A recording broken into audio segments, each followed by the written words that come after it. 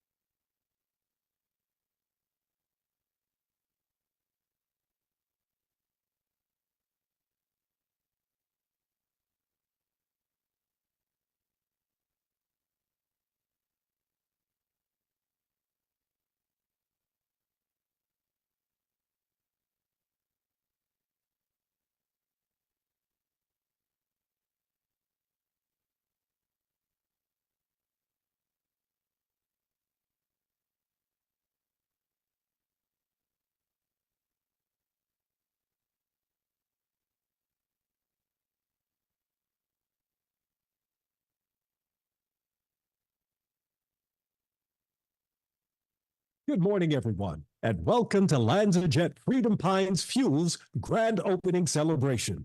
The program will begin now.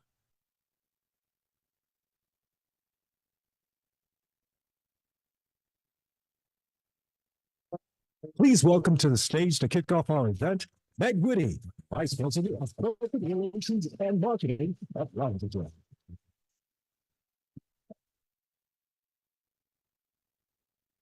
Good morning and welcome to LanzaJet Freedom Pines Fuels. We are thrilled to have you all here with us today. Today, we are here to celebrate the opening of the world's first ethanol to sustainable aviation fuels plant.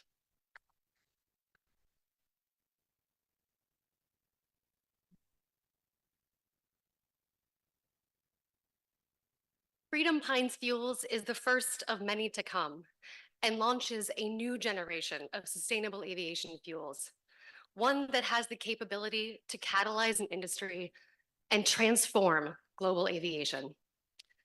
And it all starts here in rural communities like Soperton, because it is in the small towns and the rural areas across our country and the world that will spark the growth of the next generation of sustainable aviation fuels. I grew up in Iowa and I live there today. I have seen how industries like ethanol can transform rural communities with the support of leaders like Secretary Vilsack. They not only have the capability, SAF not only has the capability to support those same communities, but also to strengthen new ones now and into the future. I started working on renewable fuels about 16 years ago at the Department of Agriculture, and then went on to United Airlines to work on aviation biofuels. And believe it or not, it was actually Secretary Vilsack and his advanced team at the time, about 12 years ago, who introduced me to a man who was leading aviation biofuels at United, who then went on to found this company, Jimmy Smartsis. So needless to say, yes, thank you.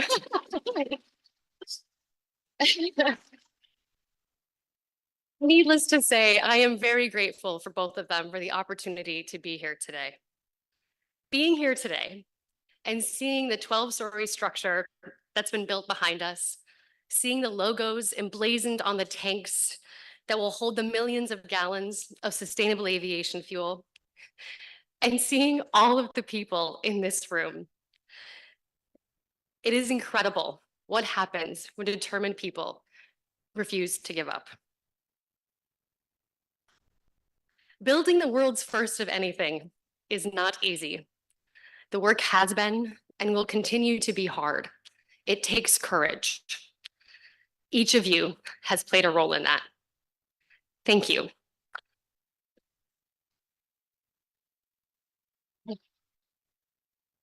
And thank you for being with us here today. We know it's not easy to get to Soperton. But at LanzaJet, we are so proud to be a part of the Soperton community. We are fortunate to call Trutland County home. With that, I want to introduce our real hosts today, Mayor of Soperton, John Kuhn, and Trutland County Commissioner, Phil Jennings. Please join me in welcome to the stage.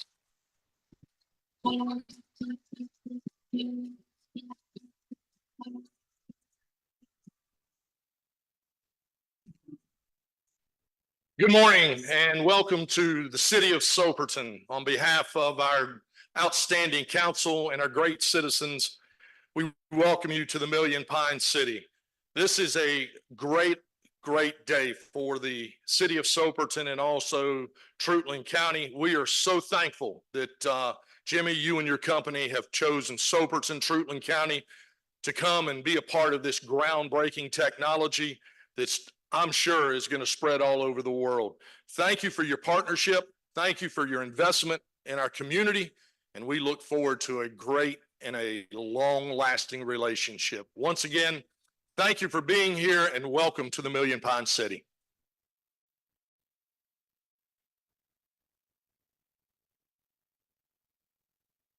And to reiterate what Mayor Kuhn said on behalf of the Trutland County Board of Commissioners, we do welcome you here. To see an event like this here in Trutland County is pretty remarkable with a county the size of 6,800 residents. to look at this board over here to the side and see the companies that are represented here and look across the room at the dignitaries that are here today shows what kind of technology is about to happen right here in Truitland County.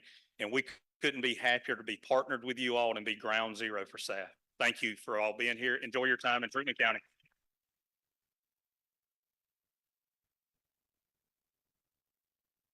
Please welcome to the stage Chris White, Health and Safety Lead at LanzaJet Freedom Pine Fuels.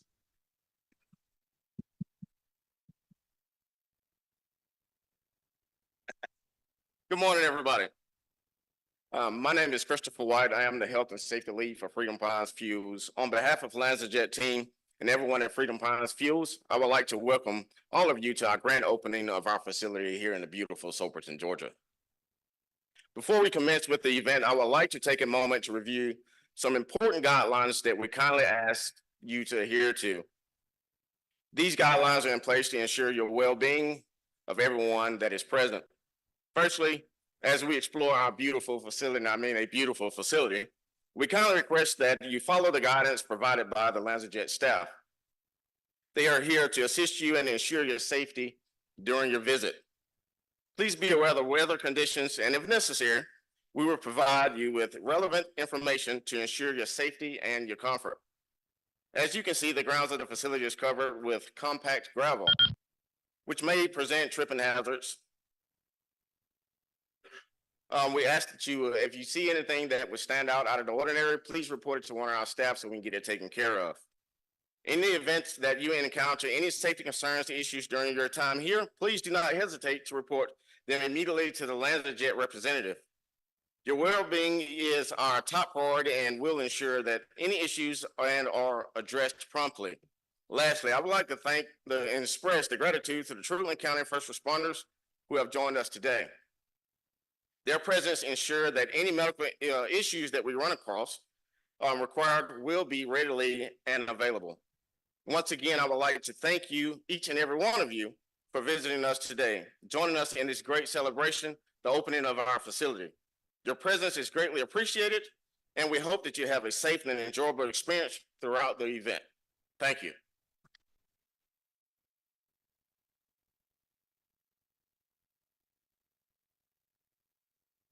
Please welcome to the stage Jimmy Samarsis, founding CEO at LanzaJet.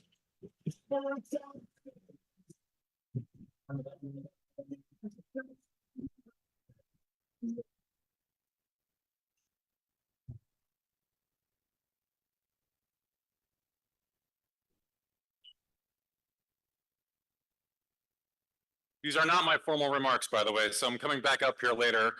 So I need that again next time I come up. Good morning and welcome, everyone. It's such a privilege to see so many familiar faces and so many partners of ours here in Soperton. This portion of the day for me is about introducing Secretary Vilsack. This has been a great morning. We've had a chance to spend some time touring the facility, talking about the impact this has on our local community, not just here in Soperton, but the impact this is going to have on the agricultural community across the United States. This is a first-of-a-kind technology, first-of-a-kind facility that we are going to deploy across the country and across the globe. It is the first of many to come. Today is a milestone for LanzaJet, but it's importantly a milestone for us as an industry because we've been working together to do this for 14 years. It's an impact on aviation, sustainability, clean tech, agricultural, climate tech industries across the board. It's a celebration of partnership and collaboration. And today, for me, it's about all of us celebrating the collective impact that we've had in sustainability, in encouraging this development of a sustainable aviation fuels industry. So I will come back up on stage a little bit later, but I do want to talk about Secretary Vilsack for a little bit. I first met the Secretary in 2011. There was a Commercial Aviation Alternative Fuels Initiative general meeting in December of 2011. We had a small group get together afterwards with biofuel leaders who were at the time trying to figure out how to create a biofuels industry for aviation. The Secretary was kind enough to join us and participate in that discussion. And then in 2012, we met again when Boeing, and I was at United Airlines at the time, got together to talk about the progress that aviation was making in the biofuels industry. The U.S. has been a leader in biofuels for a long time. It's been more than 15 years. I was talking to Steve Zonka last night. Where's Steve? He's been at it for 16 years, I think is what he shared. Some of us have been doing this for quite some time, and it takes that stamina, that perseverance to power through all the ups and downs to get to today. So the USDA, under the Secretary's leadership, has long held a leading voice in government and in supporting the private sector to advance SAF. There's a long list of actions that the Secretary has enabled and has been committed to over the years. And going back through history a little bit, I think is important because, again, it shows that this doesn't happen overnight. It takes that continuous push to persevere through all the ups and downs of not just technology development, but getting the financing community comfortable with what we're doing, getting policy in place.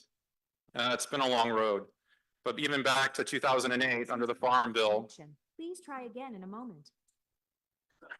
The USDA established initiatives to enhance production and use of biofuels, supporting agriculture sectors involved in biofuel feedstock production and fostering innovation in renewable energy resources.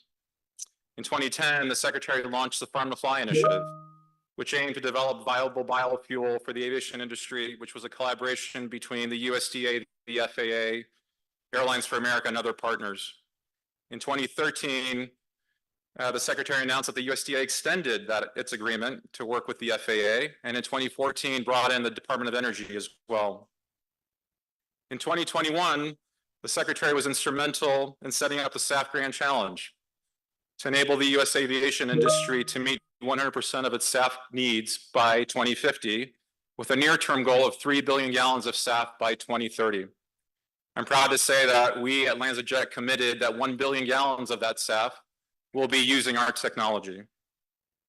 In 2022, the USDA committed to investing in new and ongoing funding opportunities to support SAF projects and fuel producers totaling $4.3 billion US. Then in 23, the Secretary has been on the road talking often about the importance of updating GREET so that our corn ethanol producers and our farming community get the proper credit for the improvements they've been making in farming practices, so that the sustainability of our corn ethanol is recognized for what it is.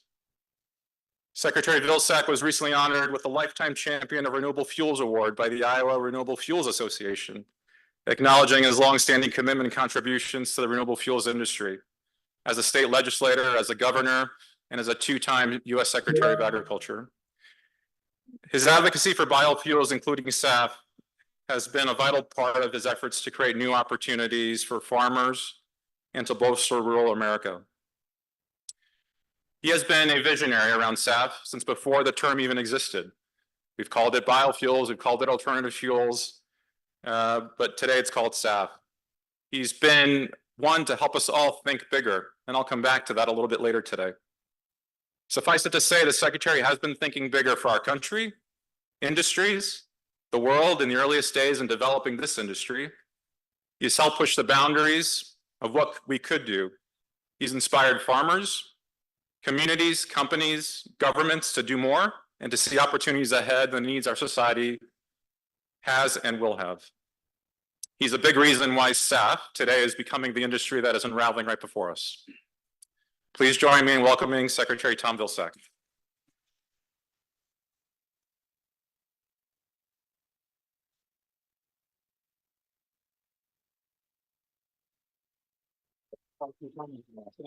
Thank you. Jimmy, that was far too kind. Far too kind. Very much appreciate being here today.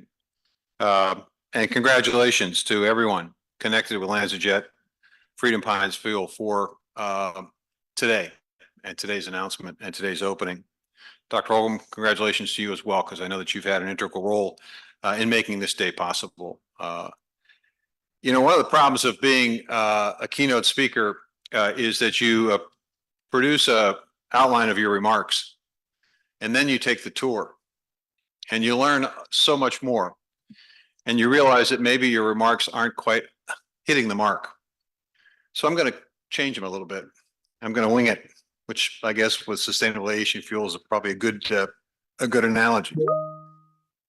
I want to acknowledge first and foremost Deputy Secretary Turk, who's here. He has been he and Secretary Granholm have been terrific partners in all of this. I served with Secretary Granholm as a governor when she was governor of Michigan.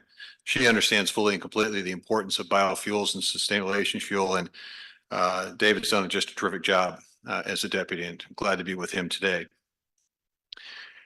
Let me start by reminding folks that I at one point in time was a mayor of a small town. So Mayor, I understand what this means to your community. I understand that this means jobs. I also know that it means that your community is going to provide services that it may not have been totally prepared for. Jimmy was sharing with me your volunteer fire department. These are incredible people. These are people that risk their life and they don't get paid. They do it for service to community. And they're learning new skills as a result of this particular facility, which is going to enhance not just the protection of this facility, but the protection of your entire community. I understand that the utilities that this facility needs required a bit of an upgrade. And the benefit of having a facility like this come into a community like Soperton is that it will not only benefit the facility, but it also benefits the entire community, because I think you've modernized your natural gas lines throughout the community. So at a very local level, this really makes a difference. I understand and appreciate the state's been a good partner.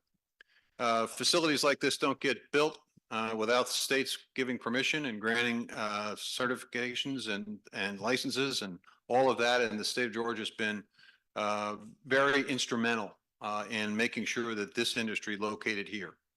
And so it takes the state. I also understand that we're talking to an international audience here today. This isn't just about the United States. This is really about an international audience interested in sustainable aviation fuel globally. That in fact, many of those who finance this day today come from all parts of the world. And so it does suggest that this has a global impact, this announcement today. This isn't just about celebrating an advancement for the US, it's a celebration for the globe. And why is that? Because at the end of the day, if we're really to mitigate the consequences of a changing climate, the transportation sector clearly has to get to a net zero future. In order for it to get to a net zero future, aviation has to get there as well. And it can't get there without a sustainable aviation fuel.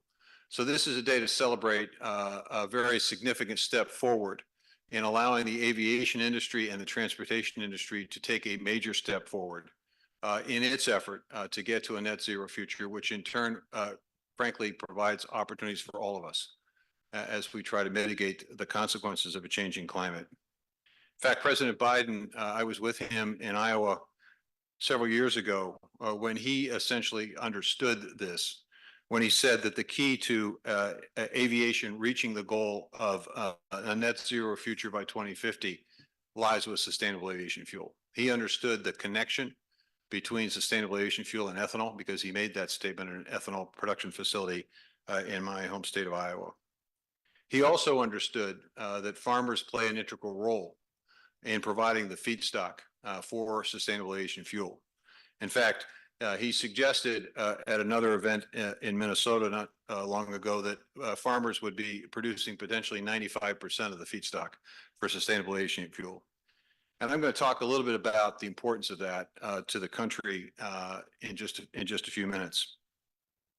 You know, it takes a substantial amount of effort to get to today.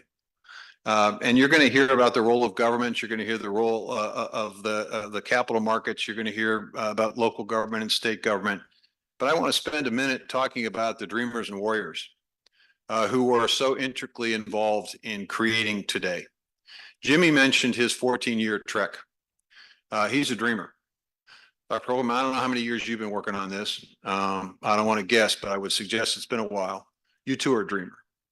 And it takes dreamers. It takes people to understand that there is a better way, a different way, a more successful way, a cleaner way, an environmentally friendly way to get people from here to there. But to dream, it also requires people that implement it. It requires the people that figure out how to basically create modules that can be put together in a different location in South Carolina and trucked over here and put together like Legos. And now you've got a 12-story facility that's going to produce 10 million gallons of sustainable aviation fuel. It takes folks who work hard every single day.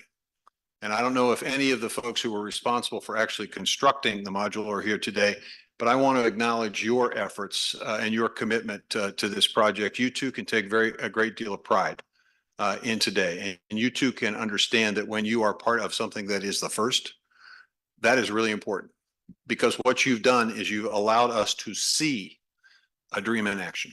You allowed us to understand and appreciate the possible. What was at one time conceived to be impossible now has been proved on this location today as possible, and you made it happen. And we need to recognize the important work that you all have engaged in.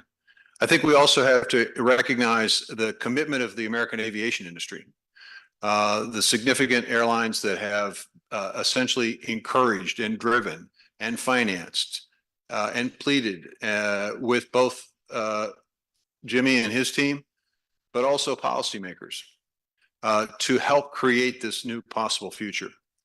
I know for a fact that without the solid advocacy of the airline industry, we likely would not have had some of the policies that have been put in place that are going to make this industry just a little easier to establish over time.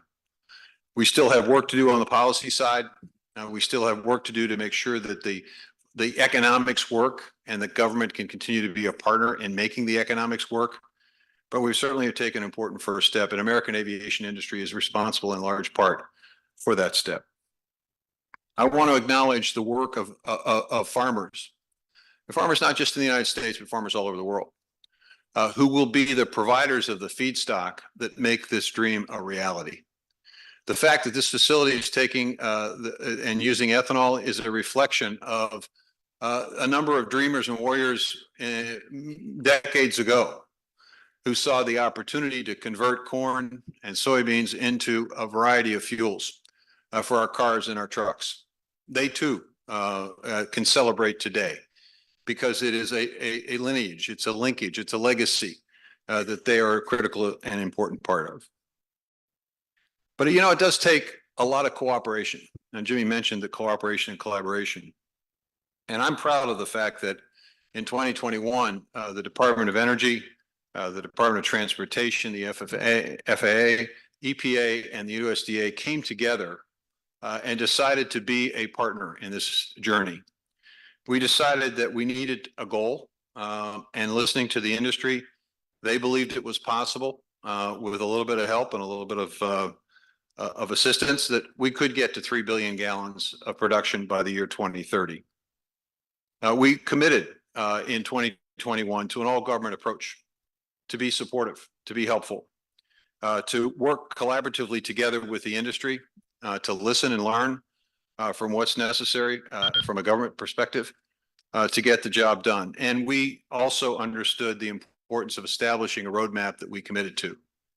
So the Department of Energy set to work gaining expertise in sustainable technologies.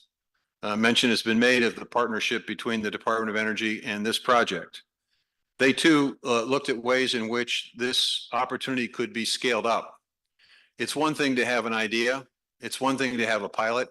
It's something else again to scale it up to the point where it becomes commercially viable. And certainly the Department of Energy is committed to figuring out the strategies and pathways and the environmental analysis that will require our ability to go from 10 million to 20 million to 30 million to 1 billion to 3 billion to 50 billion. The Department of Transportation understood its job of working with the standards and making sure that there was clarity, collaborating with the EPA in terms of the structure of regulatory approvals that are required, the life cycle analysis that's critically important to make sure that sustainable aviation fuel is in fact helping us move to a net zero future. The EPA working hard to figure out how fuels and feedstocks fit into that regulatory scheme. At USDA, we took our responsibility very seriously, and for a number of reasons. We committed to focusing on feedstocks. We recognize that there need to be and ought to be multiple feedstocks in order for this market opportunity to be available all over the United States, not just in one or two regions of the country. We understood that we needed to develop expertise in market availability and logistics and supply chain so that we could inform companies like LanzaJet where it makes sense to locate production facilities.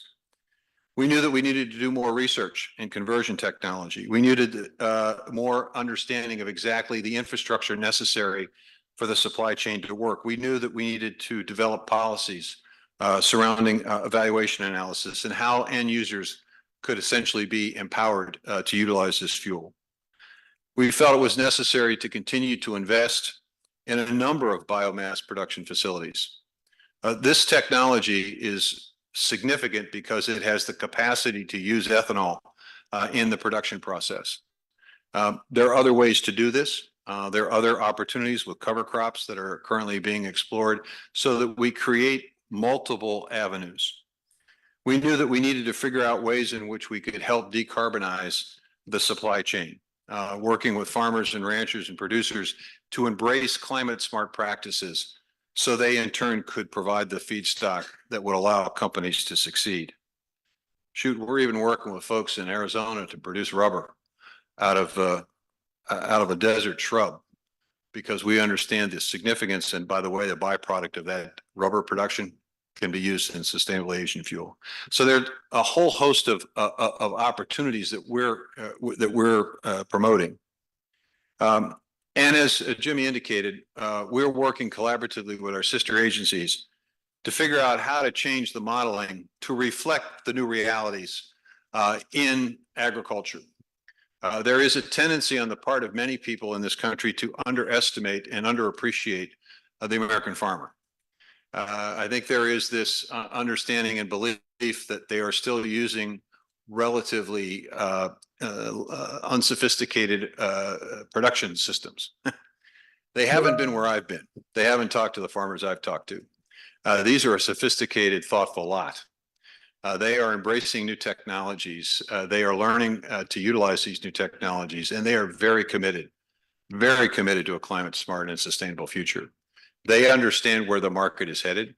They want to be there, and in fact, they'd like to be ahead of the market.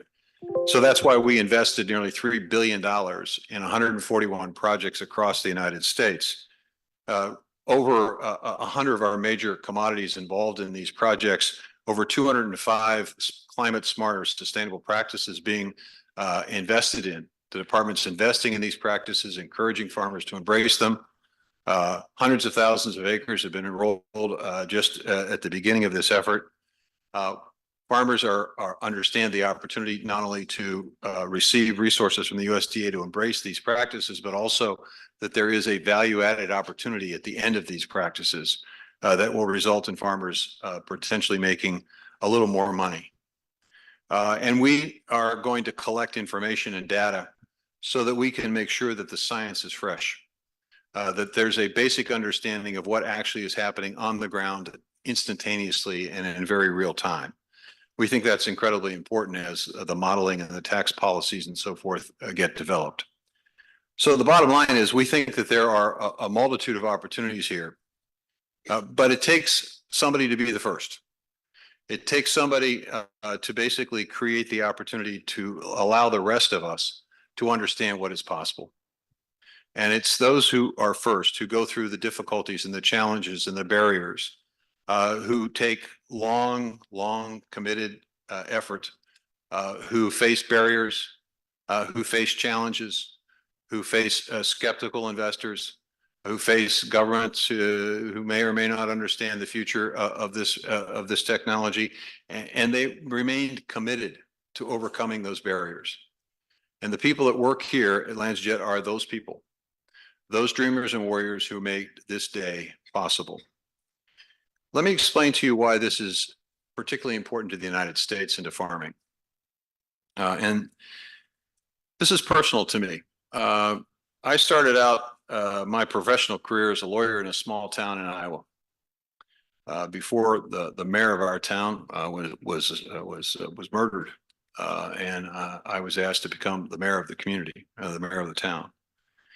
And I represented farmers during the 1980s when we went through a crisis in the farming community and where we lost a lot of farmers, a lot of good people who cared deeply about the farm, cared deeply about their family and their community and their country.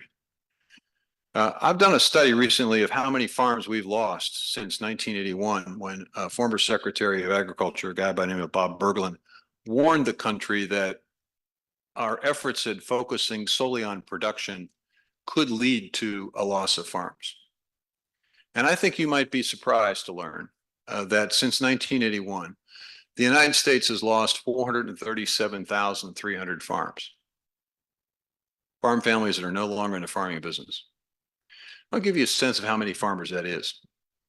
If you took the number of farmers in my home state of Iowa and added them to the farmers in Illinois, and added those to the farmers in Wisconsin, and those in Minnesota, and those in South Dakota, and those in North Dakota, and those in Nebraska, and those in Colorado, you'd have roughly the equivalent number of farmers we've lost. At the same time, we've lost 141 million acres of land that was in farming that's not in farming today. Now, to give you a sense of how much land that is, that's the state of Florida and Georgia, South Carolina, North Carolina, and Maryland.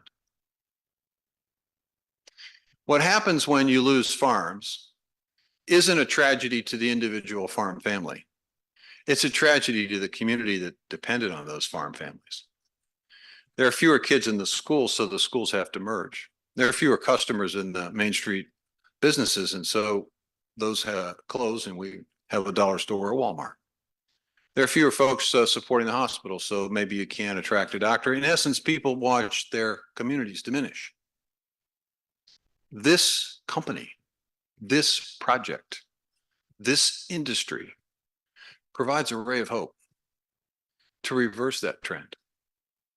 Because when you basically say to the farming community, here's a new industry that's never existed before, that's going to require 3 billion gallons by 2030, 36 billion gallons by 2050, and who knows how many beyond. This is a new industry that will use what you grow and convert it into something far more valuable that will pay you a value-added premium because you will be growing it in a particular way that will satisfy the capacity of that company to access the financing through tax policy that makes this all work. That you're going to be part of this new industry and you're going to create a new value-added opportunity. And because you do, and because you can quantify and verify and report to the LanzaJets of the world how sustainable you've been, there'll be additional market opportunities with ecosystem service markets that will pay you for that result. You may figure out how to use renewable energy, of which this facility can help you do, to also create a different commodity. Now, all of a sudden, those small and mid-sized farming operations that had no hope have multiple revenue streams coming into their farm. And now it isn't a matter of getting big or getting out. It's a matter of getting entrepreneurial. It's a matter of joining the dreamers and the warriors. And when you do that, you support the rural community, which provides something to this country that is unique. And it's reflected in the fact that a disproportionate number of our military come from these rural communities. Why is that? I think the reason it is because when people grow up in a community like this one, surrounded by farmers who understand something very, very basic, which is if there is something that is giving value to you, you have a responsibility to give something back to it. Farmers understand that intuitively. They know they can't keep taking from the land. They have to replenish it. They have to renourish it. They have to invest in it. That value system permeates the community. So when young people look at the benefits and advantages of growing up in a country that allows dreamers and warriors to create new companies and new industries, they go, this is a pretty special place. And to remain special, we got to give something back to it. Now, how do we do that? Well, how about service? It could be service in the military, or it could be service in all volunteer fire departments you got here. That value system is part of the secret sauce, in my view, of this great country.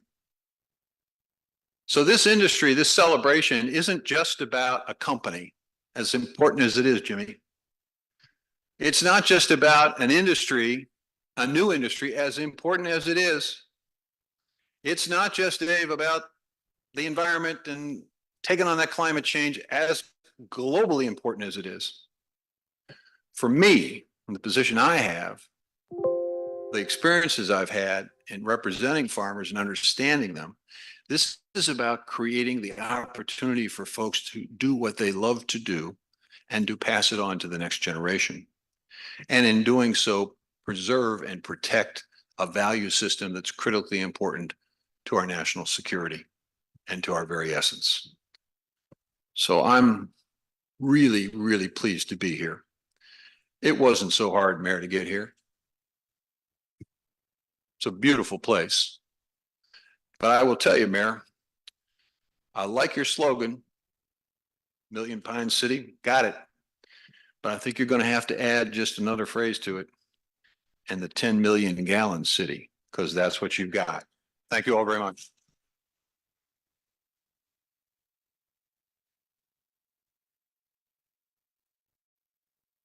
Please welcome back to the stage, Meg Whitney.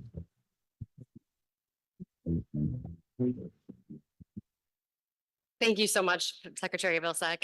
Now I would like to welcome to the stage an incredible woman, LanzaJet Board Chair and LanzaTech CEO, Dr. Jennifer Holmgren.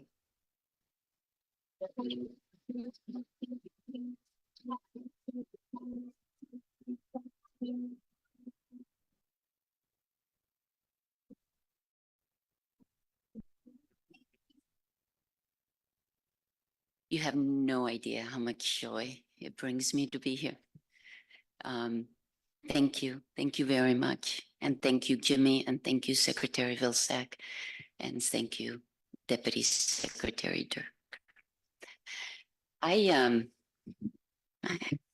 can't, I'm too short to stand behind the podium. In my next life, I'm going to be a heck of a lot taller. I promise you that. I want to just make a few remarks to set the stage. And I want to take you, if you're creating a future, you need to be aware of predictions. So I want to just share a few predictions with you. Here we go. Here's a good one. Telephones are never going to amount to anything. Nobody's going to be able to fly. That was actually 10 years before Kitty Hawk. We're not going to have radios. We're only going to need 5 computers in the world. And you know what? They're going to weigh less than 1.5 tons each. DEC decided we didn't need home computers. And Bill Gates couldn't imagine more than 640K of memory. I don't think anybody under 40 even knows what a K of memory is. And you sit here and you ask yourself, how can all these brilliant people be so utterly, utterly wrong? And to me, the answer is very simple. Predictions are only extrapolations of the past. When Bill Gates said code in 640K, that was because memory was so expensive and he needed them to code tight, because if they coded tight, he could sell more computers because they would be affordable. The problem is that innovation changes what's possible. And it allows you to imagine things, to create things that defy conventional wisdom. We can go through a list of things that have been said about aviation and whether aviation and sustainable aviation fuel in particular would ever amount to anything. And to anybody in aviation, the first one should shock you because it's very hard to change an engine. And people were actually imagining that changing an engine would be easier than making sustainable aviation fuel. But here we are with almost 100 million gallons globally of sustainable aviation fuel being used by the industry every day, despite the fact that just 2 years ago, people were laughing. Aviation is as sustainable as it's ever going to be because they didn't imagine that we could get fuel in that wing. We are sitting here because we believe that it's much easier to create the future than it is to predict it. We're all here because we believe we need to create a different future. LanzaJet is a different future. LanzaJet is not the first SAF plant in the world, but it's the first ethanol-to-jet plant in the world. And ethanol-to-jet is quite important because what ethanol-to-jet does, other than creating a pull for the farming community, it is also the first time that a fuel is being converted to a denser fuel. It's the first time that people are saying we don't measure ourselves in gallons, we measure ourselves in BTUs. And if you look at the revolution in power creation and generation today, the future is about BTUs. And so this is important. Oops, somebody's advancing these for me. Can you go back one?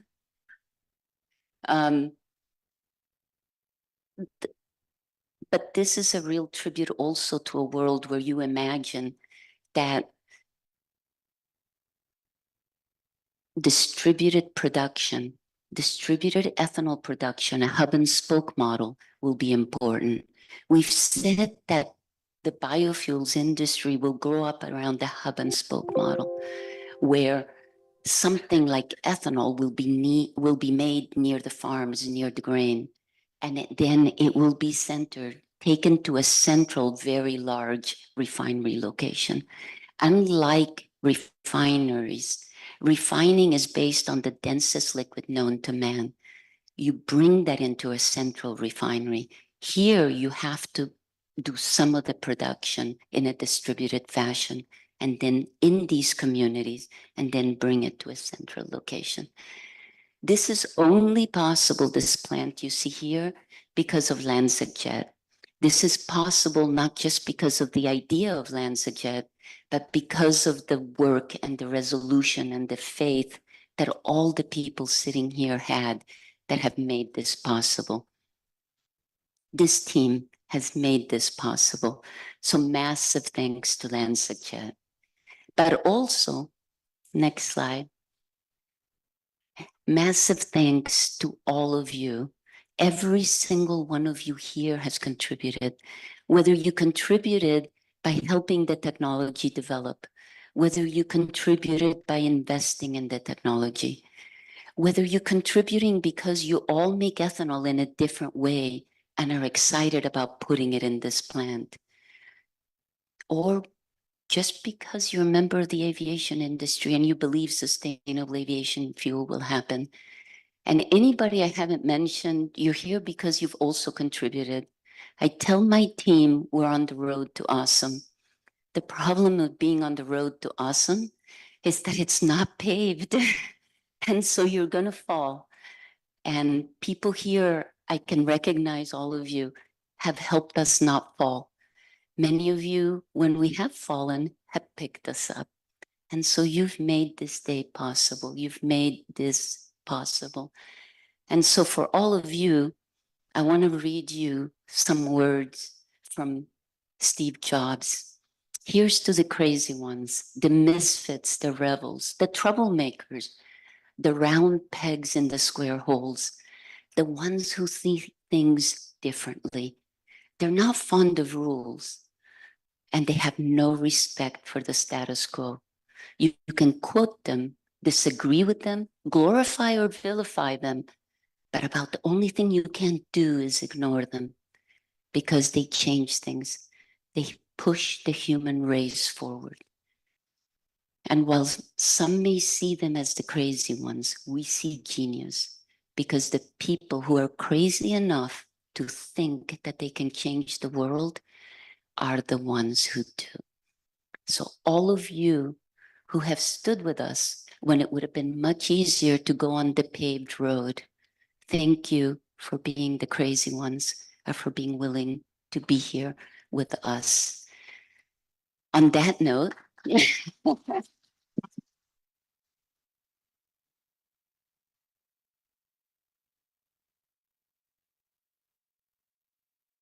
so on that note, I will introduce a crazy guy who had a birthday yesterday. Please go to the next slide for me. Deputy Secretary Turk.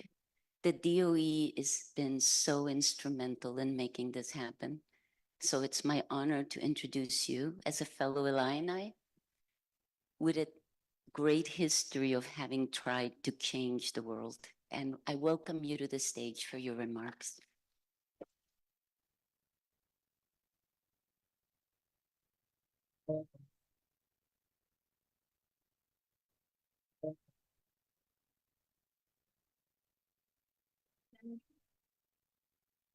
Let me start, Jennifer, with an appreciation for that introduction. I'm not sure I've ever been introduced, and Secretary Vilsack was just leaning over to me, asking if I've ever been introduced as the crazy one.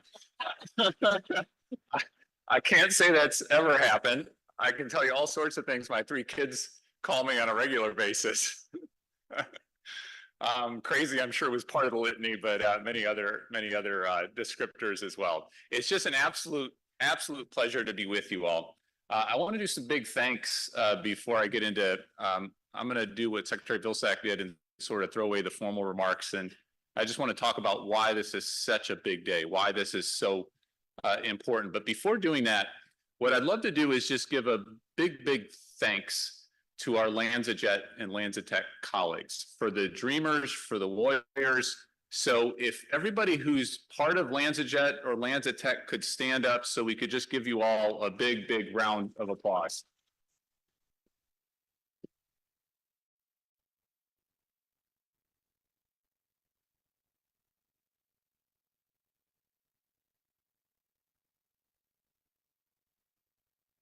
Thank you, Jimmy. Thank you, Jennifer. Thank you, Meg. Thanks to all of you for all of your work so far. And there's an awful lot more work to get done as Secretary Vilsack and others, and I'll get into that in a little bit as well.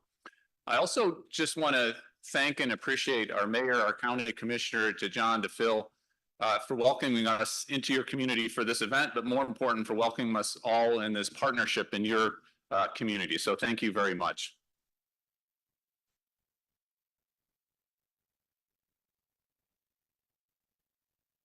And I just have to take this opportunity to give a special shout out to Secretary Vilsack. Secretary Vilsack has been one of my, I have to say it, just idols and kind of exemplars of what I think a career in public service should be all about.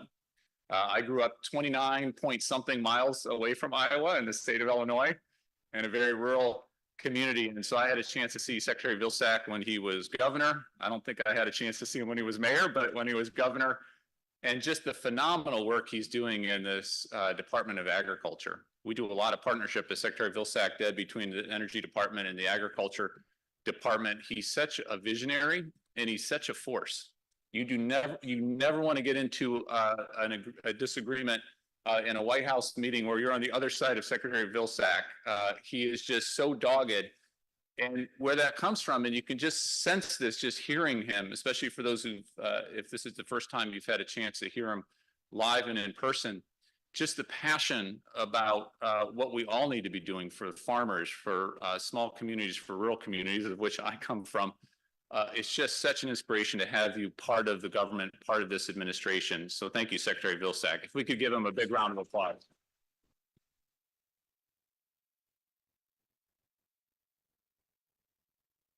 I have no doubt, as someone who's focused on energy and climate issues for my career, that when the history books look back, there's going to be an awful lot written about climate smart agriculture and what this U.S. Department of Agriculture and what Secretary Vilsack is doing. It does not get nearly as much attention, in my opinion, as it deserves. All right, so why is this such a big deal? And I think this day, what we're all here to celebrate, and it is right to celebrate this incredibly important milestone. Why is this such a big deal? All right, so the first reason is this is a first of a kind. Anytime you have a first of a kind, there's an awful lot of work. And Jennifer, I thought your presentation was just phenomenal, just showing all the work that needs to go into a first of a kind. So this is the first time we're doing at scale ethanol into sustainable aviation fuels. So why is that a big deal? Well, aviation is an awful lot of our emissions. 11% of our transportation emissions, and transportation is the largest segment of emissions in our country, 11% of that comes from aviation.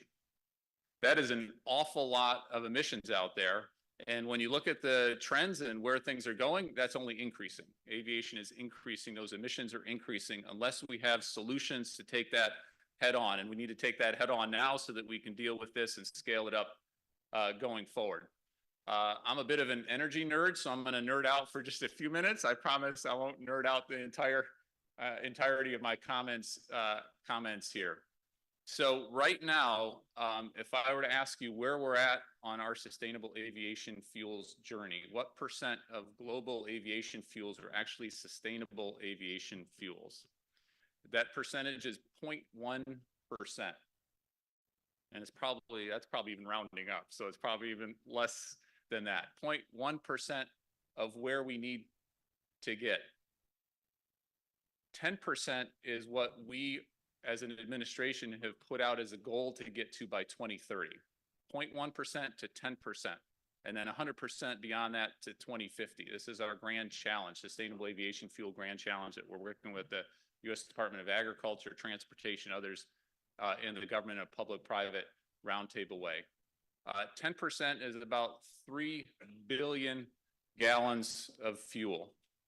This facility here, incredibly important start, but it is a start. This is 10 million gallons. So 10 million gallons, that is a huge step from where we were previously, first of a kind. We've got to get to 3 billion gallons, and then we've got to keep going on from there. So apologies for those who don't like math and numbers, just had to nerd out for a few minutes. I just couldn't resist. So this is a big deal. We never get to that 3 billion. We never get more than that 10 times unless we start at scale, we scale up, and we have a vision and execute going forward. So that's the first reason why this is such a big deal to me. Second reason is I think LanzaJet, LanzaTech, what we're all doing here is such a great example of private-public partnership. And what President Biden and the rest of us in this administration are trying to do, it's sometimes called industrial strategy. You can call it whatever you want. I think what it is targeted investments, smart about what the government can do, what private industry needs to do, working together, listening to each other, coming up with the plan, coming up with funding, and executing on that plan. So let me just give you a few examples of what that means in this particular situation. LanzaTech, the vision, the dreamers, working with our national lab, Pacific Northwest National Lab, 14 years ago, working on some cutting edge technology, public-private, taking this expertise, taking these facilities that we as taxpayers have built up. $18 million of federal investment from our Department of Energy that was then leveraged into $50 million of investment. I know Mike Boots is here from Breakthrough Energy, $50 million from Breakthrough Energy, that stacks up with additional investment. You put all that together and it allows you to get to the kind of scale that we're talking about here. Secretary Vilsack, myself, others are working in DC on tax credits right now, including on sustainable aviation fuels. That is a huge part of the private-public partnership that will allow us to scale up from what we've got behind us here to where we need to get to going forward. It all needs to be an intentional strategy. It needs to be a targeted strategy. It needs to be an efficient strategy. It needs to be a humble strategy, especially when you work in the government, to listen to the farmers, listen to the private sector, make sure that we're taking that into account as we're designing these tax credits, utilizing your money, our taxpayer money going forward. So I think this is a big, important day. This is a big deal because this is a great example of what private-public partnership done right can do and can put us on a pathway to do going forward. All right, so the third reason, and I think this is the most important reason of all of why this is a big deal, is the impact that this particular public-private partnership, the dreamers, the warriors, mean for this particular community. And when you extrapolate and you think about all the other communities we're working in all across the country, what it means. I grew up in Illinois, as I said, 29 point whatever miles from Iowa. When I was growing up, it was a steel mill community and an agricultural community, corn mostly, but soybeans as well. And we were double whacked in my town. The steel mill was shutting down my whole childhood, and farming wasn't so great back in the 80s for a number of reasons, as Secretary Vilsack certainly knows. I saw what that did to my community. My formative memories were thinking, we're on our own. No one's helping, no one's caring. Growing up, I didn't know the federal government was trying to do anything. I don't know if the governor at the time was trying to do anything. Didn't feel like it. All I saw was people being laid off, fathers, mothers, what that did to families, what that did to my neighbors, what that did to my friends. My local elementary school is no longer there. It's no longer an elementary school. Folks have to get bused over across town. My town is shrunk down a good bit from what it was when I grew up. It's one of the big reasons I'm part of this administration with President Biden, with Secretary Vilsack, with Secretary Granholm, who knows this from her years in Michigan with the auto industry. We actually have a strategy, we have a plan, we're executing on it, and we're seeing results of that around the country. LanzaJet, LanzaTech is a good example of that. We could share story after story of where we're seeing progress. We're here in the state of Georgia. Georgia has seen the most private investment catalyzed by public investment of any state in our country. So we have grant programs, we have tax incentives, we have a loan program. Just in Georgia alone, that's catalyzed $32+ billion of investment just in clean energy. So that translates into 13 different battery facilities, 8 different solar manufacturing plants across the state, 12 EVs. For those who came up from Savannah, if you notice that brand new facility on the left side of the road, that's Hyundai. That is an EV. That is a big deal. That is catalyzed by tax incentives, by grants, by the other kinds of things that we're doing. And just think about those communities. Think about the community here. We're talking 250 construction jobs here in the community. We're talking 80 permanent jobs. That's 30 jobs here and all the support and all that means for the services and the jobs and the economic opportunity. That's $70 million of additional economic opportunity just in this country. And as impressive as those numbers are, what's even more meaningful is what does that mean for that that dad or that mom who has a job, who has an income, good paying jobs, as the president speaks so eloquently about, to take care of that family. What does that mean for the health of that family and that ability for that child to grow up, having that stability, having those economic opportunities going forward? Community after community. Weirton, West Virginia has a steel plant, a bunch of new investment that's going in there, Mountain Iron in Minnesota, and we could go on and on and on. So we're starting to see some success of this purposeful, intentional, instead of communities like mine in Rock Falls, folks just thinking they're on their own. There's an opportunity. There's an opportunity for jobs that are going to last.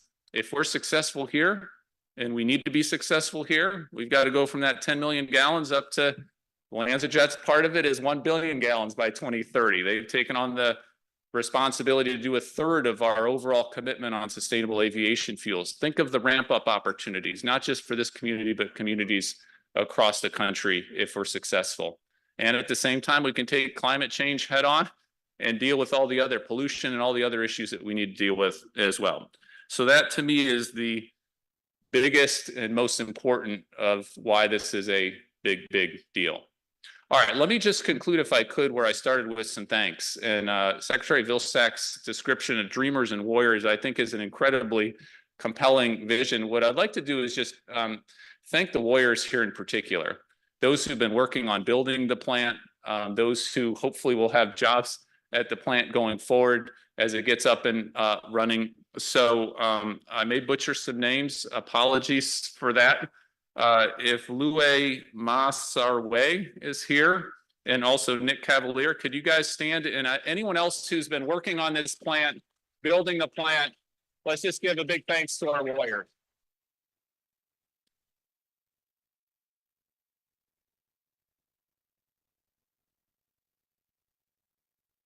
Real world success begets real world success. That's how it happens. And it's the warriors working with the dreamers who get it done. Maybe we're all crazy. I don't know if we're all crazy, but hopefully we can all be incredibly successful. So thanks everybody. And thank you for this phenomenal celebration today. Thanks.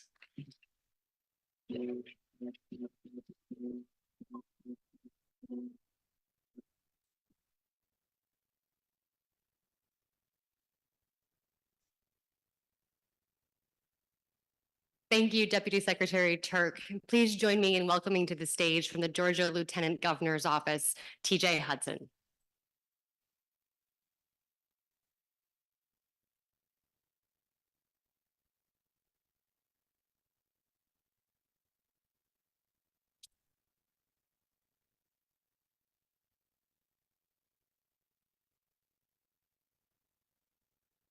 Good morning. Unfortunately, the Lieutenant Governor was not able to be here today. The General Assembly, they're in session. They're working hard to make Georgia the #1 state to do business in. So with that being said, I have a proclamation to present. It's a proclamation commending LanzaJet Freedom Pines Fuels. Whereas LanzaJet Freedom Pines Fuels, located in Soperton, Georgia, was launched in 2020 to focus on the development of sustainable aviation fuel to reduce emissions from air transportation. And whereas LanzaJet Freedom Pines Fuels is the first company to successfully establish an alcohol-to-jet production facility. Whereas LanzaJet Fuels on January 24, 2024, LanzaJet Freedom Pines Fuels is bringing together ethanol producers, government leaders, Fortune 100 CEOs and executives, and investors to attend their grand opening ceremony in Soperton, Georgia, for the world's first ethanol to sustainable aviation fuel plant. Now therefore be it resolved by the President of the Senate that we honor and celebrate LanzaJet Freedom Pines Fuels, herewith establishing that it is abundantly fitting and proper that the outstanding accomplishments of this company, being the first and most successful sustainable aviation fuel company, be appropriately recognized. Burt Jones, President of the Senate, Lieutenant Governor of Georgia. Thank y'all.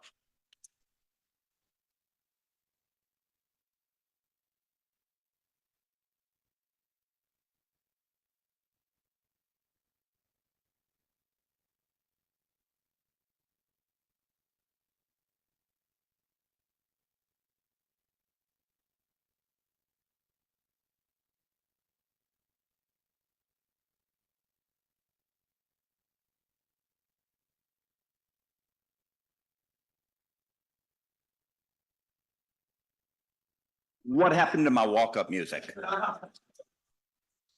I gave you the thumb drive with the Johnny Cash music on it. All I ask is that you give me, hey, I'm Tim Echols from the Georgia Public Service Commission. On behalf of my colleagues at the commission, thank you for being here. Well, Mayor, I mean, there's only a couple places in Georgia where you can't take your cell phone, right? So Augusta National, and now Soperton, Georgia. And you heard the person over there trying to turn their phone off in the bag, as it was going off, torture. So welcome to High Cotton, Mayor and Commissioner. Hey, you know, and welcome to Georgia, a place, as you've heard, a great place to do business and a place that's ready. I mean, just around the corner from Augusta National down the river, Plant Vogtle, the first of a kind nuclear plant built from scratch in America in 35 years. That's an exciting thing that we've got going. And thank you, Thompson Construction Group, the folks that built this, for working at our plant. We appreciate your commitment. But think about Georgia being sixth in the nation with utility scale solar. Georgia having a lot of biomass production, a great forestry state. We've got Andres and the folks from Georgia Forestry here. And now LanzaJet being the kind of corporate citizen that we really like. And, you know, not only are you going to make 10 million gallons of SAF, but you're making renewable diesel that will be purchased by data centers across Georgia, used in their generators to make our state even cleaner and to help our great Fortune 500 companies who are here, many of these that run hyperscale data centers, being clean the way that they really want to be. And you know, you guys and Dr. Jennifer, you've taken number 2 corn, and you've taken some sugar beets and your brains, and you've turned it into something that's going to change the world. And yeah, I just commend you for, and we've heard about the warrior and the visionary people that have worked to make this happen. And LanzaJet is ready, and they are here. They're joining the ranks of many others that are coming here as a result of Georgia being such a great place to do business. I mean, would you ever think that a ruby red state like Georgia would capture so much of this clean energy money?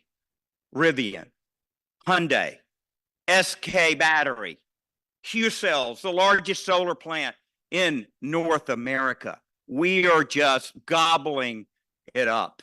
And part of the reason, as the Deputy Secretary's colleague called me on Saturday at home, Jigger Shaw, who runs that loan office, and said, Tim, I don't know why he was calling me on a Saturday, but he said, Tim, I was just thinking about why Georgia's getting all these businesses. And I guessed a couple things. He said, no. It's because of your 26% reserve margin in energy. You can say yes when other states are saying no. And I credit my colleagues, I credit our utilities, our EMCs, our cities that are working together to make Georgia such a great place to do business. So congratulations, LanzaJet, LanzaTech, as an EV driver, as one that's burned ethanol in my state car, as one that's had methane trucks. I am all about alternative fuel, and I'm so excited about what you're doing here. Keep up the great work.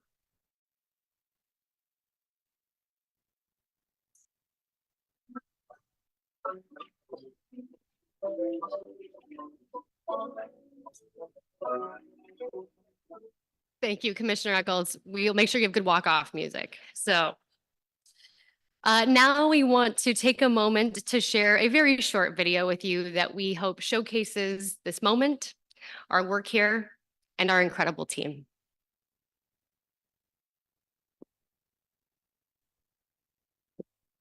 How does change happen? It happens when extraordinary people in extraordinary places have a will to change the world. It happens down newly made roads, in 100,000-gallon tanks, through miles of metal pipes, fueling our means of connection from above. Change takes decades of operating experience, hundreds of years working in fuel and related industries to create new jobs, to propel countries to collaborate, to produce 1 billion gallons of sustainable aviation fuel by 2030. Change takes thinking bigger. Technology, policy, airlines, investors, and flyers. Everyone, everything, working in lockstep so that we can continue to travel, explore, innovate, connect, make industry move, enable an energy transition, and ensure a shared, sustainable, net zero future for us all. Not in 5 years, not tomorrow, today. It starts at LanzaJet Freedom Pines Fuels.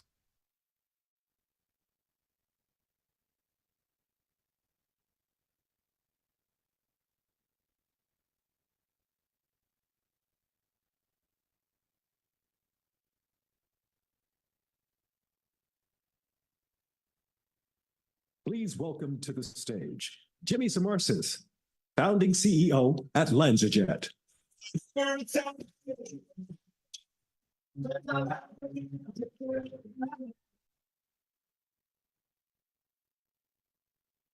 Well, good morning and welcome once again. Unlike the other speakers, I cannot go off script, so I will use my remarks. I might veer a little bit, but just bear with me. I'm excited that we're all here to celebrate today and to celebrate the journey that we've all been on. As we've said many times today, this is really about all of us and a celebration of the work we've done together. It's a historic milestone, certainly for LanzaJet, but more importantly for the US, our global society, and aviation. This is the world's first ethanol-to-SAF plant. No one else will ever be able to make that claim. I want to start by saying thank you, and there's a number of them, so bear with me as I work my way through. But to all the companies, governments, investors, airlines, OEMs, funders, and agencies that have supported us along the way. I thank my incredible team, Lue, who you've met, Nick, who you've met, who've been leading the development of this facility. I also want to acknowledge the incredible work by Jennifer, her team at LanzaTech that started this journey 14 years ago. And also to Meg Whitty and her team for planning this wonderful occasion today. We also have a wonderful group of investors. They're all here with us today, including LanzaTech, British Airways, Mitsui, Shell, Suncor, who've all been supporting us with much more than just capital. They've been supporting us with expertise to scale up our technology, operational know-how, commodity and feedstock supply, offtake, across the entire value chain. They are enabling us to significantly scale this technology up to significant commercial industrial production that we're excited to share in the coming months as we progress that work. They're also progressing projects with us around the world. We have projects with them in partnership with them in the UK, in the EU, in Japan, and across the US.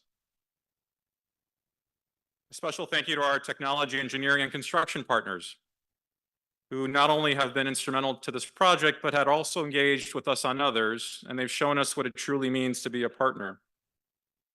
Thank you to Zeton, Zachary Group, and Thompson Construction Group on the incredible work they've done in true partnership style. The outcome of what we've done here is a model for how to work together with urgency to make progress and achieve an important milestone. For those of you that were here a year ago, there was not much here, right? We had our first modules arriving on site. We had a total of 6 modules erected. Today, you see 46 of them erected and 12 stories high. And it is a completed plant. And along the way, between LanzaTech and LanzaJet, we've collaborated with so many others. You see a bunch of the logos up here. But it's clearly those who've helped us with research, technology development, and even flights, some of the first commercial flights that we undertook. So very simply, thank you to all of you who have been part of this wonderful journey and a big part of today. All right, so now I get to go off script a little bit. I talked about think bigger a few times. One more slide. Thank you. So this has been my mantra actually throughout my professional career. In fact, those are my running shoes that I had made to remind me to think bigger. I've used it to help teams to do more than what they think that can be achieved. And what I've learned over the years is by thinking bigger, you inspire action, you push the boundaries, and you end up moving forward a lot further than you otherwise would have. So let's take today. I love the video that we just watched. Those are our employees right here in this wonderful community. We take great pride in what we do and the impact we have. But let's go back to think bigger. The team would tell you that I asked for James Earl Jones, Leonardo DiCaprio, Morgan Freeman, or President Barack Obama to narrate the video. In fact, when on a planning call, I brought this up and our events team smiled. And Meg chimed in and said, he's really not kidding. I also asked for them to get Imagine Dragons here. They're a great band out of Las Vegas, and they, I think, have meaningful songs. Many of them are anthems. I actually listen to them on the way into work most days. And that's coming from a classical pianist. The one song is titled Whatever It Takes. You heard it just a minute ago. It's reflective of our company and how we do things. So the team, again, taking me seriously this time, they actually did check into getting Imagine Dragons here. And not everyone is all heart, and they ended up being quite expensive for a brief moment. So back to the video narration in the band, they went way bigger, right? We have 300 people here gathered from all around the world. We had Secretary Vilsack, Deputy Secretary Turk, and all of our friends. So the team did a great job. Well done.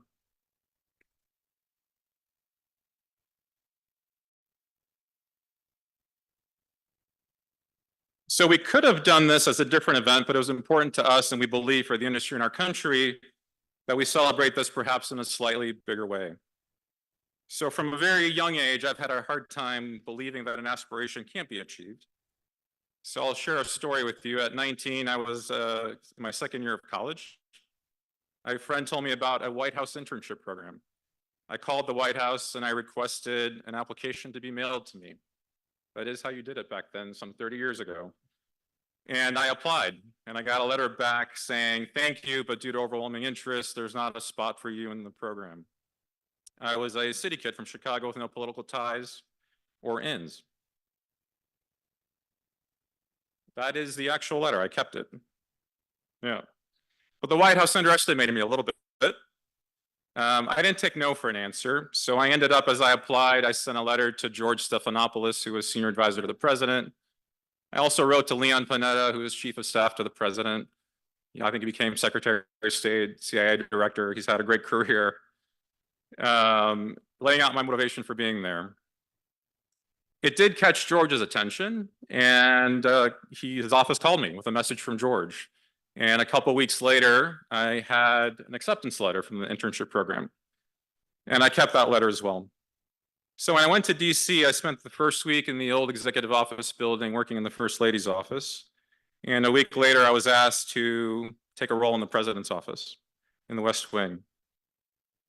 So the 19-year-old me took off a good part of my third year of college to stay there.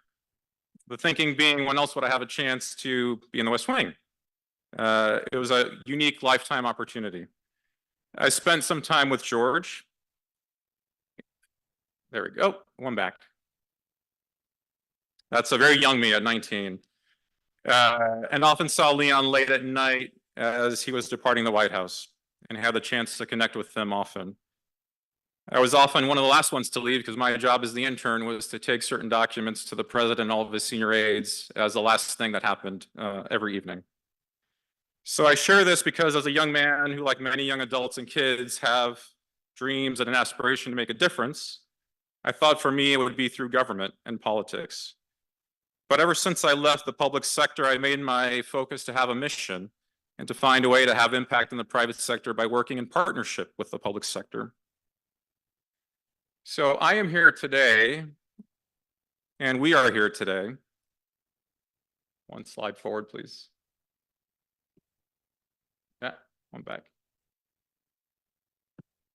Our mission at LanzaJet can be no greater, right? We are here to enable all the good that aviation does for our world, moving people and goods around to support global commerce, connecting communities, making our world feel so much smaller and our families so much closer. And to also address the opportunity aviation has to do and to also be better. I applaud aviation because as an industry, it came together proactively to establish its climate reduction goals. It's been the first industry to do this. Aviation looked to the United Nations and the International Civil Aviation Organization, ICAO, to help drive consistency and accountability across the world. We were successful at getting more than 190 countries to agree. I ask and wonder, how often does that happen in today's world?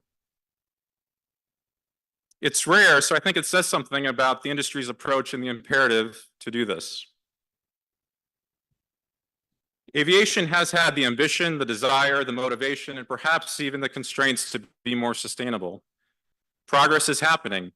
The first SAF technology deployed with commercial viability was the HEFA process, hydroprocessed esters and fatty acids. The first HEFA plant, which uses used cooking oil and animal fat or tallow, is one that Jennifer and I both worked on. She was at UOP at the time, and I was at United Airlines. That was nearly 15 years ago when that plan came together, and it was 8 years ago when that refinery finally started up in California, and it's currently owned by World Energy.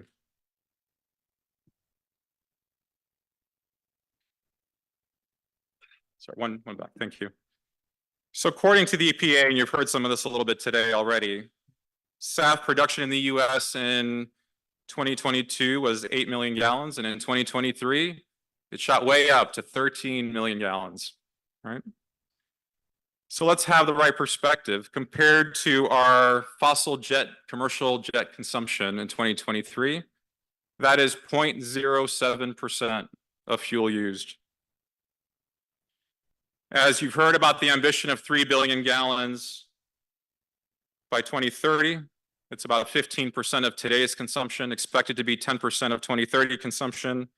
We have 6 years to get from where we are today to 2030, 3 billion gallons. So I guess the question I ask is there urgency? I also ask, what are we solving for?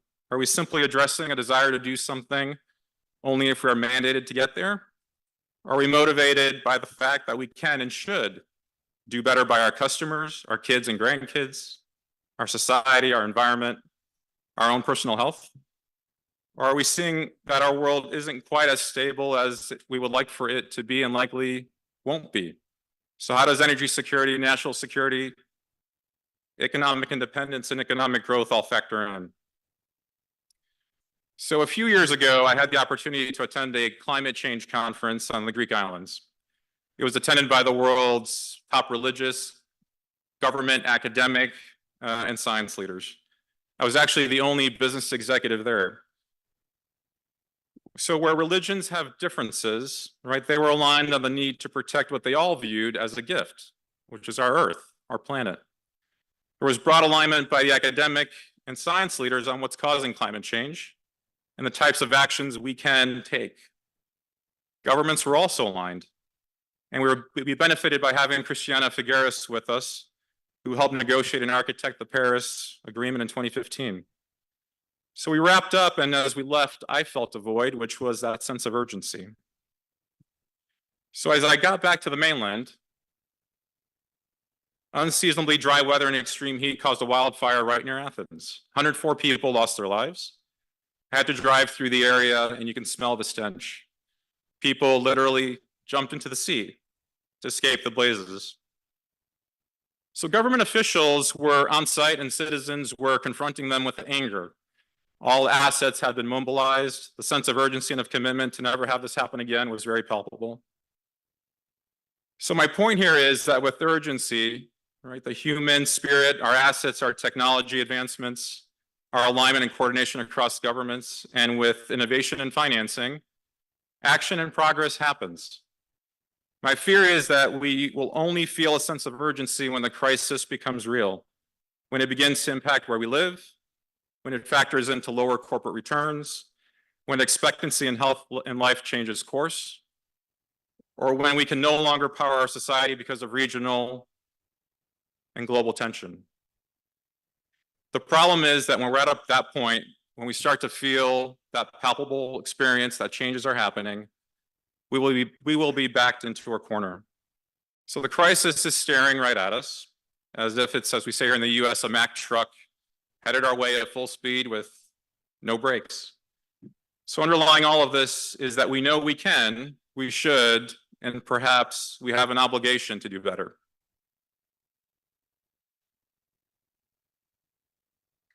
Next slide, please. So at LanzaJet, we work with a sense of urgency. We believe in our mission. We say someday is now because we mean it. For the reasons I've shared, we don't have the luxury of waiting to take action. We don't have time to let every obstacle, and there have been many, right, that have faced us over the years, to slow us down or grind us to a halt. We say and we mean someday is now because we are doing what's needed to be done today, not tomorrow or 10 years from now, when the climate crisis will be palpable in more places than Athens, coastal communities, across displaced communities and beyond. So as you walked in today, you walked by 25 flags representing countries on 5 continents. Those flags represent the countries where we are today engaged. Our work is intentionally broad because the needs are many. Representatives from many of those countries are here today, and I'm grateful that you all made the effort to be here with us to celebrate. We have friends here from Australia, Japan, Kazakhstan, Colombia, Sweden, New Zealand, Brazil, Thailand, the UK, and so many others. Thank you for being partners with us and for being on this journey. My mouth is getting dry, and I promise I'll wrap it up here soon. But the sense of urgency varies dramatically depending on what part of the world you're in. While there is alignment that action is needed to decarbonize aviation, there are dramatic differences across our globe for how best to do that. I go back to the why behind all of this. Why are we, all of us, doing this? It could be because some of us really care about climate. Some see an opportunity to build a business and industry. Others seek domestic energy security. We've all seen firsthand what could happen when supply chains are disrupted, including with fossil fuels, especially when not many countries have petroleum as a natural resource and depend on others. Some want to get ahead of national security threats, as we see on the horizon. Thanks. And others know we can do better by our citizens in our rural and industrial communities and see job growth and local economic development. So pick your reason to be motivated. There are many. They apply to all of us, and they apply to every country represented here today. So if we can go to the next page. I did an interview the other day with the Washington Post. One more, sorry. Thank you. So I did an interview the other day with the Washington Post, and in the moment I said, is what we have the Holy Grail? It's really a question, regardless of what I may believe.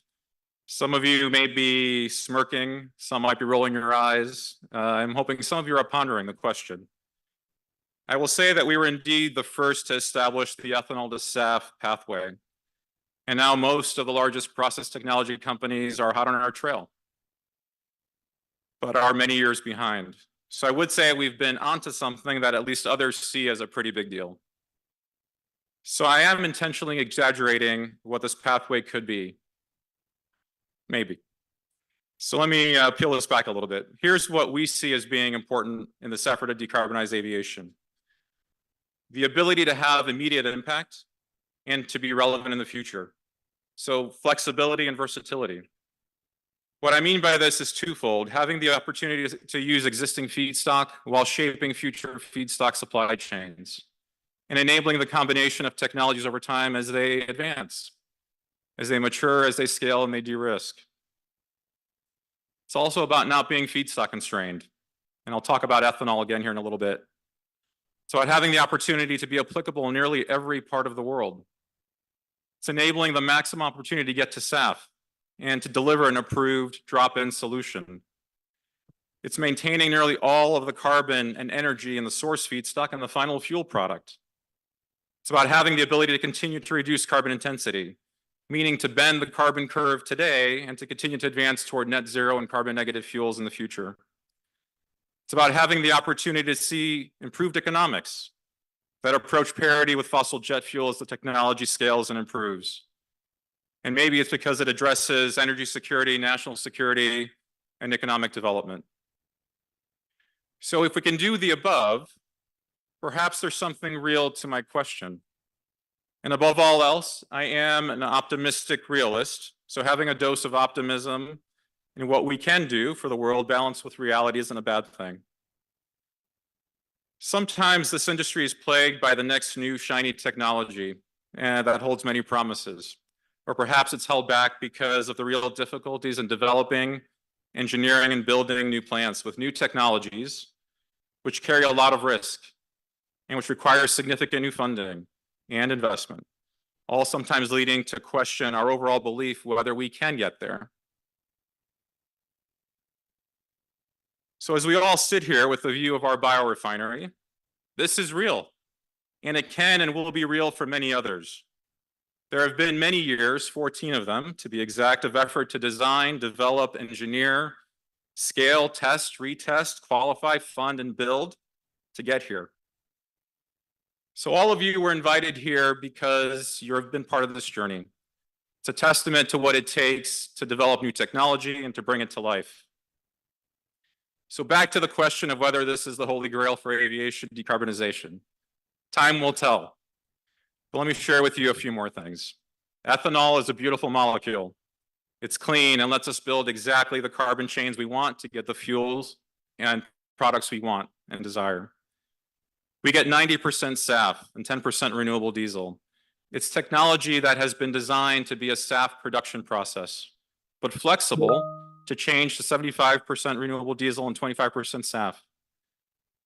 Ethanol can be made from many raw materials. We all know of ethanol primarily from starch and sugar-based crops, which many would say are some of the most effective CO2 recyclers in the world. We have nearly 30 billion gallons of it available today between North and South America. It's used for fuel today and is blended into gasoline all over the world.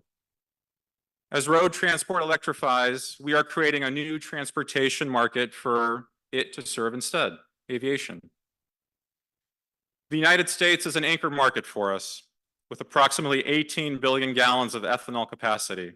It's the core of our biofuels industry in this country. We work with ethanol producers and oil and gas companies to build out the ethanol to SAF industry. Many of our partners and customers are here with us today. We can also make ethanol from woody waste, agricultural residues, corn stover, sugarcane bagasse, municipal solid waste, recycled carbon emissions from industrial processes, CO2 directly from the atmosphere. This isn't science fiction. This is real today. Some of this is in commercial production, others are in development. With enough focus and funding and technology development, we can enable waste streams to become new value streams. LanzaTech has done this and continues to do this commercially. We work with LanzaTech around the globe as the combination of our technologies create a specific and relevant solution in nearly any part of the world. A few examples. In India, we will take what's called third-generation ethanol produced from LanzaTech's facility, taking refinery off-gases, meaning recycled carbon, and we make SAF with it. We have India's first SAF project underway. In the Middle East, we have work underway to take municipal solid waste to convert that to ethanol and from there to SAF. What's really neat about this is LanzaTech technology and its biology. The bacteria consumes a range of gases and unsorted waste and creates a very consistent stream of ethanol that we can then convert to SAF. This is very different than other technologies, and it's much more efficient because the challenges and effort required to create SAF are greater with others than with this approach. In the UK, Project Dragon is intended to use steel mill off-gas and converts that to ethanol, and from there, with our technology, to SAF. We also work with Southwest Airlines, and Sapphire Renewables, a company that Southwest has invested in, that is developing a US Department of Energy technology that converts corn stover to ethanol. In the UK, we collaborate with British Airways and Nova Pangea Technologies to take UK woody waste and convert that to ethanol, with biochar going back to the soil. In Brazil, Hyzon is increasing production of 2G sugarcane residue-derived ethanol and is accelerating its technology deployment and production. In Australia, our partner, Jet Zero Australia, along with Qantas and Airbus, are taking locally produced sugars and biomass residues, and instead of shipping those to other countries, using it as an opportunity to create their own domestically produced sustainable fuels. And here in our homeland, U.S. ethanol producers are sequestering carbon and improving farming practices to perhaps create one of the most competitive, low-carbon, sustainable ethanols that will be available anywhere in the world. Our government's focus on updating GREET is a needed and significant improvement to enable and continue the continued prosperity of our U.S. biofuels industry. So what I hope you take away from this is that ethanol to SAF provides incredible versatility and flexibility, unlimited potential for production without limitation to feedstock, efficiency in carbon conversion and energy use, cost effectiveness, and above all, it enables nations to reinforce their energy and national security needs while improving their economies, especially rural and industrial locations, all while decarbonizing one of the most difficult to decarbonize sectors in the world, aviation. So this is a win across the board for all involved. And for those who want to make this a political issue, it's not. It's not about red states or blue states or about conservative or progressive governments internationally. It's about doing the right thing for our future generations, our economy, our own well-being and health, our much-needed aviation industry, our rural communities, investors and funders who are willing to take the risk, our workers, our energy security, our national security, and perhaps most importantly, getting out ahead of facing a real crisis that will have us backed into a corner in the years ahead when we will be out of time to invest in this much needed infrastructure if we don't do enough today. So today is our grand opening. It's the world's first ethanol to SAF plant that will be operating commercially, and the first of many more to come. So I'm hoping you all have a chance to take it in, as it is truly a reflection of all of our collective work. I wanted to give you a bit of a sense of what's ahead for us. We have mechanical completion coming up and startup shortly thereafter. The only way to get 300 people here safely, and our dignitaries here as well, was to pick this day and timing. Our months ahead during startup will be difficult. They always are, even for known technologies being deployed at existing refineries. So that is to be expected. We have the best team to handle the ups and downs of new technology going through startup. We have a plant that is fully funded. We have offtake agreements in place for the next 10 years for all the fuel that we're producing. We will learn a lot as we fine-tune this technology and begin to deploy it across the US and globally. So the 48-year-old version of me is no different than the 19-year-old me. We will continue to power through the no's that come our way to take action today, as that must be our path forward. And so our journey continues. So thank you to all of you for coming here today to celebrate our collective impact. We've said this many times yesterday and today. It's not about LanzaJet, it is about all of us. So thank you to all of you.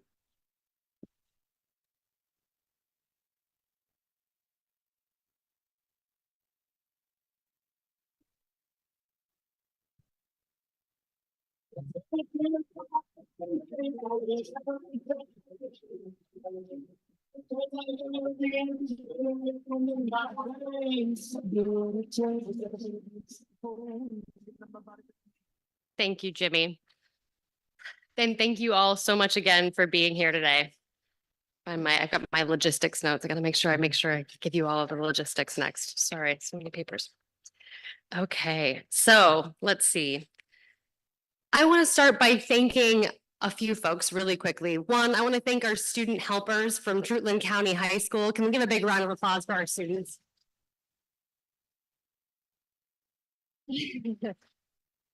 I also want to thank the local fire department and police departments, giving them a big thank you for coming out today and make sure we stay safe. And for our lunch, I know folks are probably getting hungry. We have lunch provided from local Boneyard Barbecue. It's delicious, so hang tight. And lastly, I would really like, I see you guys out back. Can you guys all come in? For everybody who's working here at Freedom Pines Fuels, can you give a big wave and stand up? All the way in the back.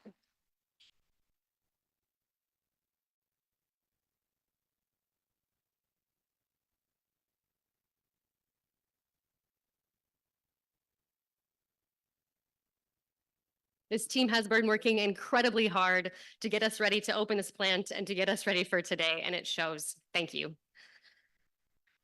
Do one more round of applause. Yeah. Can I get a, let's see, next slide. Next slide. Go to the next one. I'll get to it. Okay, so that concludes our program.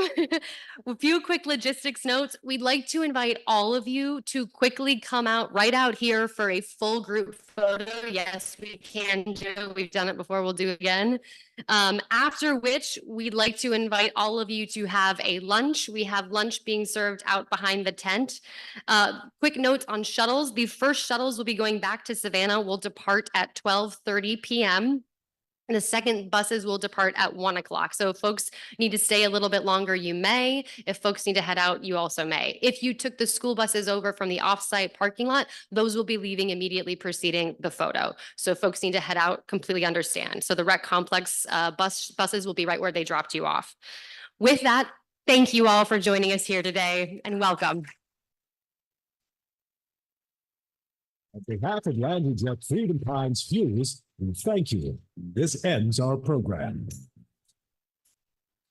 So if folks want to head right out here, we'll meet you right out here for the photo. I'm wondering if I'm just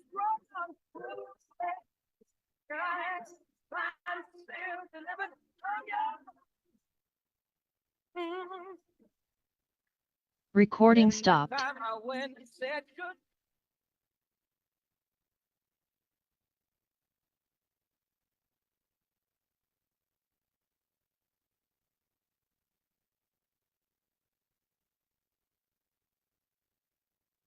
Thank you.